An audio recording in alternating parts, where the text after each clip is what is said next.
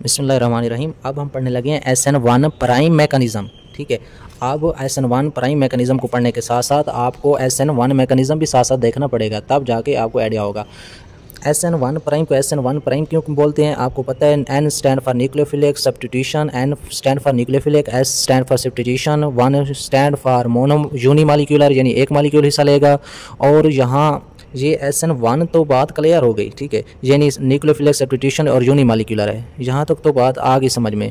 और प्राइम का क्या मतलब है? प्राइम है प्रेजेंस ऑफ डबल बॉन्ड। ठीक है, वैसे आपने 6 किस्म के रिएक्शन पढ़े हैं, SN1, SN2, SNI और SN1 prime, SN2 prime, SNI prime. ठीक है, तो जहाँ लफ्ज़ प्राइम आ गया, प्राइम का मतलब है डबल बॉन्ड। जब आपने ये तीनों रिएक्शन पढ़े थे तो इसमें कहीं भी आपको डबल बॉन्ड नहीं मिला, लेकिन ये नीचे वाले तीनों रिएक्शंस प्राइम के हैं तो यहाँ तीनों के अंदर डबल बॉन्ड होगा। ठीक है, बाकी सारा का सारा ये SN1 की तरह है, सिर्फ फ़र्क इतना है कि इसके अंदर डबल बॉन्ड होगा। ठीक है, SN1 तो सेम हो गया, ये SN1 की तरह, लेकिन सिर्फ एडिशन हुआ है प्राइम का। प्राइम का मतलब है डबल बॉन्ड, इसका मतलब है बाकी सारा SN1 की तरह होगा, सिर्फ वहाँ सिंगल बॉन्ड था SN1 के अंदर, यहाँ डबल बॉन्ड होगा, सिर्फ इतना तो फ़र्क है। ठीक है, अब हम देखते हैं कि अपना SN1 की तरह, जिस तरह SN1 आपको पता है, SN1 में 2 किस्म के प्रोडक्ट बनते थे। ये SN1 है ना, ये सबस्ट्रेट था, इससे ये वाला प्रोडक्ट बना, ये वाला प्रोडक्ट बना। मतलब न्यूक्लियोफाइल राइट पे था, इधर राइट साइड पे रहा, लेकिन इधर लेफ्ट साइड पे चला गया। मतलब 50% आपको चांसेस मिले थे रिटेंशन के, 50% चांसेस से इन्वर्जन के। मतलब 2 किस्म के प्रोडक्ट बनते थे, या वही वाला बनेगा, सिर्फ न्यूक्लियोफाइल चेंज होगा, या न्यूक्लियोफाइल की साइड भी चेंज हो जाएगी। ठीक है, 2 किस्म के प्रोडक्ट बने थे SN1 में। तो इधर SN1 प्राइम के अंदर भी, ठीक है, 2 टाइप्स ऑफ प्रोडक्ट बनेंगे। तो इसका मतलब है ये भी SN1 रिएक्शन की तरह है। वो कहते हैं ऐसे SN1 रिएक्शंस, ठीक है, जिनका रिएक्शंस हो जिनके अंदर एलिएलिक ग्रुप हो। आपको पता होना चाहिए एलिएलिक ग्रुप कौन सा है। ठीक है, एलिएलिक फंक्शनल ग्रुप है, ये RCH डबल बॉन्ड CH और इधर कोई भी ग्रुप अटैच हो तो इससे हम बोलते हैं allyl functional group. Allyl functional group, इस ग्रुप को क्या बोलते हैं? Allyl functional group. यानी ऐसे SN1 रिएक्शंस जिनमें एलाइल ग्रुप हो और उस एलाइल ग्रुप की फिर रीअरेंजमेंट हो। ठीक है, जब इसकी रीअरेंजमेंट होगी उसका फ़ायदा ये होगा, हमें 2 टाइप्स के प्रोडक्ट मिलेंगे। इसका मतलब है जब भी हम एलाइलिक सबस्ट्रेट लेंगे, यानी ऐसी सबस्ट्रेट जिसके अंदर डबल बॉन्ड होगा, जब भी ऐसी सबस्ट्रेट लेंगे SN1 रिएक्शन में तो वो SN1 प्राइम होगा, क्योंकि एलाइल के अंदर डबल बॉन्ड है और डबल बॉन्ड प्राइम के लिए इस्तेमाल होता है। तो फिर जो हमारे पास कार्बोकेटाइन बनेंगे वो 2 किस्म के बनेंगे, यानी 2 किस्म के पॉजिटिव कार्बोकेटाइन बनेंगे। और जब न्यूक्लियोफाइल का अटैक होगा तो 2 किस्म के प्रोडक्ट बनेंगे, एक होगा नॉर्मल, एक होगा रीअरेंजमेंट का। ये बिल्कुल वही है जैसे SN1 मैकेनिज्म में 50% चांसेस थे कि वही वाला प्रोडक्ट बनेगा, यानी 50% चांसेस थे कि रिटेंशन होगी, और 50% चांसेस थे कि इन्वर्ट हो जाएगा, यानी चेंज हो जाएगा। 50% चांसेस थे कि इन्वर्ट हो जाएगा, यानी 2 किस्म के इस तरह प्रोडक्ट बने थे। इधर भी आपको 2 किस्म के प्रोडक्ट बनेंगे, एक का उन्होंने नाम रख दिया है नॉर्मल और एक का नाम रखा है रीअरेंजमेंट का, क्योंकि कार्बोकेटाइन ने रीअरेंज होकर नया प्रोडक्ट बनाया है तो इसे हमने रीअरेंजमेंट प्रोडक्ट का नाम दिया है। अब हम एग्जांपल से इसको समझने की कोशिश करते हैं। ये आपके सामने लिखा गया है एक एलाइलिक सबस्ट्रेट, ये जो फंक्शनल ग्रुप है ये एलाइल फंक्शनल ग्रुप है। मैंने अभी आपको दिखाया है कि ये वाला ग्रुप कौन सा है, RCH डबल बॉन्ड CH और उसके साथ जो भी ग्रुप हो, ये वाला फंक्शनल ग्रुप कौन सा है? Allyl functional group, allyl functional group. अब सबस्ट्रेट आ गई, जिसके ऐसी सबस्ट्रेट आई जिसके अंदर एलाइल फंक्शनल ग्रुप था, यानी एलाइलिक सबस्ट्रेट आ गई। तो अब हमारे पास जो कार्बोकेटाइन बनेंगे वो भी 2 बनेंगे, प्रोडक्ट भी 2 बनेंगे। तो अब हम देखते हैं कि हमारे पास ये न्यूक्लियोफाइल था, ठीक है, ये लीव कर गया, अपने आप के खुद ब खुद छोड़ गया। जिस तरह SN1 के अंदर खुद ब खुद आयोनाइज हुआ था, कार्बोकेटाइन बन गया था, ये न्यूक्लियोफाइल खुद ब खुद छोड़ गया था, किसी ने आके अटैक नहीं किया था, ये खुद ब खुद छोड़ गया पहले ही। ठीक है, यानी कार्बोकेटाइन बन गया डायरेक्ट। तो इधर भी ये न्यूक्लियोफाइल खुद ब खुद छोड़ जाएगा। जब इधर से ये न्यूक्लियोफाइल छोड़ेगा तो इधर क्या चार्ज आएगा? पॉजिटिव चार्ज आ जाएगा। तो यहाँ क्या आ गया? पॉजिटिव चार्ज आ गया। लेकिन ये आपको पता है ये प्राइमरी कार्बोकेटाइन बना है, तो ये प्राइमरी कार्बोकेटाइन अब रीअरेंज होकर सेकेंडरी कार्बोकेटाइन बनाएगा। किस तरह? ये इस तरह होगा कि ये वाला जो डबल बॉन्ड है ये इधर से मूव करके इधर आ जाएगा डबल बॉन्ड, ये वाला डबल बॉन्ड इधर आ जाएगा, ये आ गया डबल बॉन्ड। जब भी उधर गया तो पीछे यहाँ पे पॉजिटिव चार्ज आ गया, ये पॉजिटिव चार्ज आ गया। तो एक ये वाला हमारे पास कार्बोकेटाइन बन गया, एक ये वाला कार्बोकेटाइन, 2 किस्म के कार्बोकेटाइन बने। अगर आप कोई भी वाई न्यूक्लियोफाइल अगर इस पर अटैक करेगा तो हमारे पास प्रोडक्ट कौन सा बनेगा? ये वाला प्रोडक्ट बन जाएगा, यानी X को हटा के Y लगा दिया, ठीक है, प्रोडक्ट वही वाला बना, यानी इसे हम बोलते हैं नॉर्मल। नॉर्मल क्यों बोलते हैं? क्योंकि सिर्फ एक्स हटा है, उसकी जगह वाई आ गया, बाकी तो सारा सेम है। लेकिन ये जो है ये रीअरेंजमेंट कार्बोकेटाइन बना है, तो इससे जो प्रोडक्ट बनेगा वो रीअरेंजमेंट प्रोडक्ट बनेगा। ठीक है, तो अब हम इसके एविडेंस देखते हैं। ठीक है, इसके एविडेंस में क्या मिलते हैं? वो कहते हैं कि अगर जो हमारे पास इंटरमीडिएट ये जो कार्बोकेटाइन बना है ये हमारे पास फ्रीली कार्बोकेटाइन हो, यानी फ्री हो, मतलब अपने आप को रीअरेंज कर सके।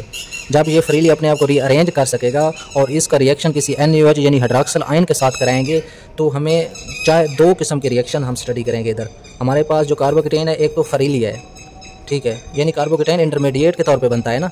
ठीक है, जिस तरह इधर कार्बोकेटाइन किस के तौर पे बना था? इंटरमीडिएट के तौर पर।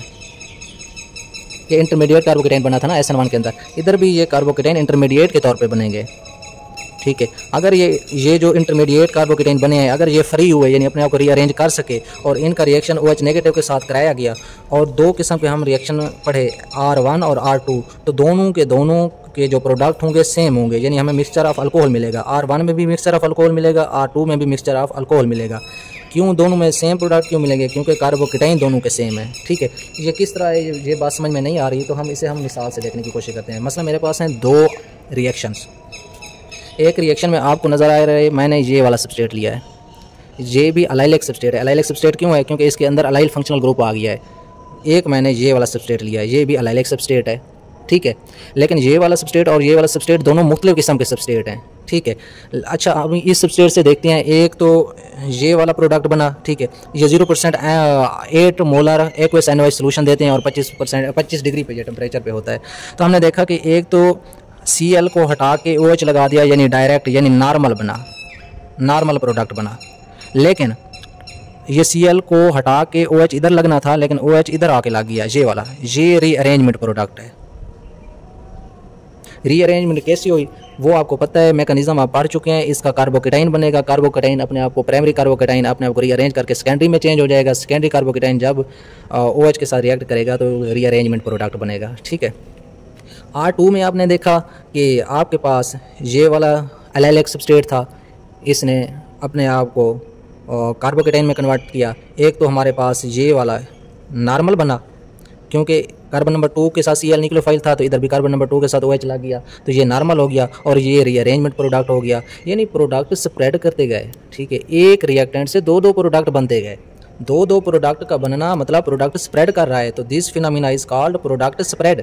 इसे हम क्या बोलते हैं? प्रोडक्ट स्प्रेड कर रहे हैं। ठीक है, हाँ, मोस्टली जो होता है, जो प्रोडक्ट स्प्रेड की डायरेक्शन होती है वो स्टार्टिंग कंपाउंड की तरफ होती है। मतलब ऐसा नहीं होता कि दोनों 50-50 बन जाएं, जिस तरह SN1 मैकेनिज्म के अंदर हमने देखा था कि चांसेस थे कि ये भी 50 बने, ये भी 50 बने, लेकिन आपने देखा था कि इन्वर्जन जो थी वो डोमिनेंट थी।